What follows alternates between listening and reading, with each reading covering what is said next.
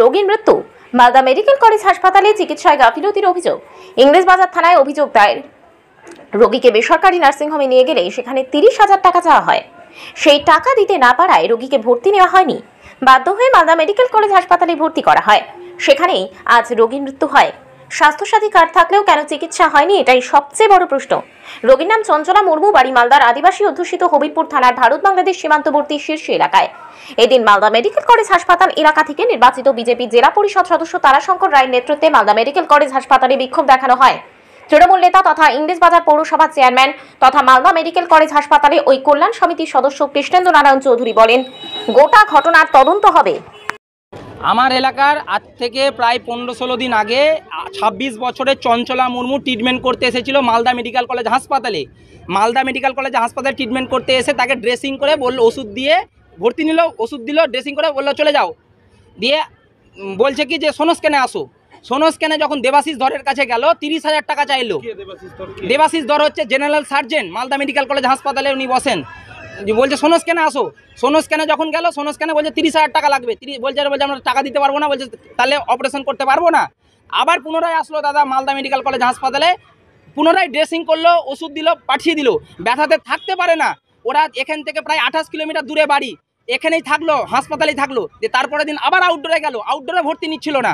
যে আউটডোরে যখন ভর্তি না নিয়ে তখন আমরা এখান থেকে জোর জবরদস্তি করলাম, ভর্তি নিল। ভর্তি নেওয়ার পর 5 দিন বিনা চিকিৎসাতে ফেলে রাখলো, কোনো রকম ট্রিটমেন্ট করলো না। যে ট্রিটমেন্ট না করতে পেরে যখন অবস্থা ইনফেকশন যখন ছড়িয়ে গেল, কিডনিতে এফেক্ট করলো, তখন আইসিইউতে ভর্তি করলো। আইসিইউতে আজকে ভর্তি অবস্থায় আজকে সকাল 6:20 মারা গেল। দেবাশিস ধর যে ট্রিটমেন্ট করলো না 30,000 টাকার জন্য, আজকে 30,000 টাকা নিয়ে এসেছি। দেবাশিস ধরকে আজকে জীবনটা ফিরিয়ে দিতে হবে, আর মালদা মেডিকেল কলেজ হাসপাতালকে জীবনটা ফিরিয়ে দিতে হবে। কোথায় স্বাস্থ্যসাথী কার্ড, কোথায় ফ্রি চিকিৎসা? আজকে 30,000 টাকা নিয়ে এসেছি, আমাকে জীবনটা ফেরত দিক দেবাশিস ধর আর মালদা মেডিকেল কলেজ হাসপাতাল কর্তৃপক্ষ। আজকে আমরা ইংরেজবাজার থানাতে অভিযোগ জানিয়েছি, আমরা কপি করেছি, এমএসবিকে কপি করব, আমরা ডিএমকে লিখিত জানিয়েছি, তারপরে সিএমএইচকে, তারপরে আমরা চিফ মিনিস্টারের কাছেও অভিযোগপত্র পাঠাবো। বলছি এই পেশেন্টের কি হয়েছিল?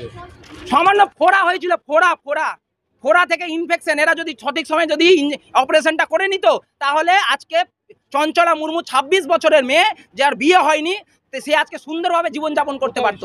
ফোড়াটা কোমর আর জাঙের মধ্যেখানে হয়েছিল, ফোড়াটা ছোট ফোড়া হয়েছিল। আমার নাম তারাশঙ্কর রায়, আমি মালদা জেলা পরিষদের মেম্বার। আমার মাসির পাছায় পড়া হয়েছিল, মানে আমরা 16 তারিখে হসপিটালে এসেছিলাম। হসপিটালে এসে মানে সেদিন ইঞ্জেকশন দিয়ে ওষুধ লিখে দিয়ে ওষুধ কিনলাম। ওষুধ কিনে নিয়ে আবার বাড়ি নিয়ে গেলাম আমার পেশেন্টকে। বাড়ি নিয়ে গিয়ে আবার 17 তারিখে সোনো স্ক্যানে নিয়ে যেতে বললো, ডাক্তার বলেছিল। তারপরে সোনো স্ক্যানে বলছিল যে অপারেশন করাবার জন্য 30,000 টাকা লাগবে। কোন ডাক্তার বলেছিল এটা? ডাক্তার তারপরে কি হলো? তারপরে 17 তারিখে মানে সোনো স্ক্যানে দেখালাম, সোনো স্ক্যান থেকে। তারপরে বাড়িতে ছিল পেশেন্ট। তারপরে 18 তারিখে আসলাম। 18 তারিখে আবার সেদিন ড্রেসিং করে মানে আমরা হসপিটালে বাইরে মানে পেশেন্টকে ছুটি দিয়ে মানে বাইরে থেকেছিলাম। থেকে আবার 19 তারিখে ওখানে আউটডোরে দেখাতে বললো। তারপরে দেখিয়ে তারপরে ভর্তি নিয়েছে আমার পেশেন্টকে। তারপরে পেশেন্টকে ভর্তি নিয়ে 4 দিন রেখেছিল, মানে ইঞ্জেকশন করে মানে ফেলে রেখে দিয়েছিল আমার পেশেন্টকে। চিকিৎসা হয়নি ঠিক করে হয়নি। স্বাস্থ্যসাথী কার্ড আছে আপনাদের? হ্যাঁ আছে। তাতেও চিকিৎসা হলো না? না। স্বাস্থ্যসাথী কার্ড নেয়নি নার্সিংহোম? না। কি বলেছে নার্সিংহোম? নিল না ভর্তি, মানে 30,000 টাকা লাগবে ওটা বললো। তারপর পেশেন্টের কি হলো? এখন পেশেন্ট কি অবস্থা আছে? পেশেন্ট এখন মারা গেছে আজকে। আপনারা কি চান? আমরা চাই যাতে এরকম যেন না হয়, মানে অন্য মানুষের যেন ভালোভাবে চিকিৎসা হয়, এটা আমরা চাই। মানে ডাক্তাররা শাস্তি পাক। আপনার নাম? আমার নাম খোকন মার্ডি। বলছি আদিবাসী পরিবার বিক্ষোভ দেখেছে, চিকিৎসায় গাফিলতি অভিযোগ করে, কি বলবেন? দেখুন, আমি যেটুকু জানি, আগের থেকে চিকিৎসা ব্যবস্থা অনেক বেটার হয়েছে এবং চিকিৎসা ক্ষেত্রে কোনো গাফিলতি নেই।